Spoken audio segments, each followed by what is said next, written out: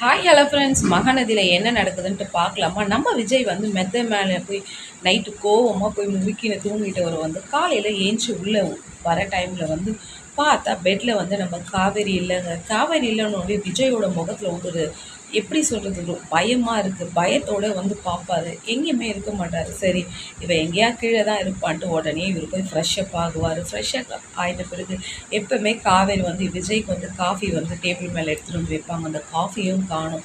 அதால் சரின்ட்டு இவர் நிதானமாகவே எப்படியோ அவள் எடுத்துன்னு வருவான்ட்டு இவர் நிதானமாகவே ரெடியாகின்னு இருக்கிற டைம் ஆக ஆக கிளார்க்கை பார்க்குவார், வழியை பார்ப்பார். எதுவுமே கிடைக்கலன்னும் போது விஜய் வந்து ரெடி ஆகிட்டு அப்புறம் சரி இவள் வரமாட்டா பொழுது ரொம்ப கோபமாக இருக்கிறான்ட்டு நம்ம விஜய் வந்து கீழே இறங்கி போயிட்டே இருக்குவார். கீழே இறங்கி போயிட்டு அப்படியே அவரோட கண்கள் வந்து காவேரியே தேடின்னு இருப்பாங்க.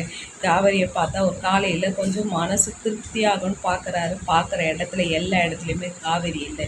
விஜய் என்ன பண்ண போகிறார் வெயிட் பண்ணி பார்க்கலாம். லைக் பண்ணுங்கள், கமெண்ட் பண்ணுங்கள்.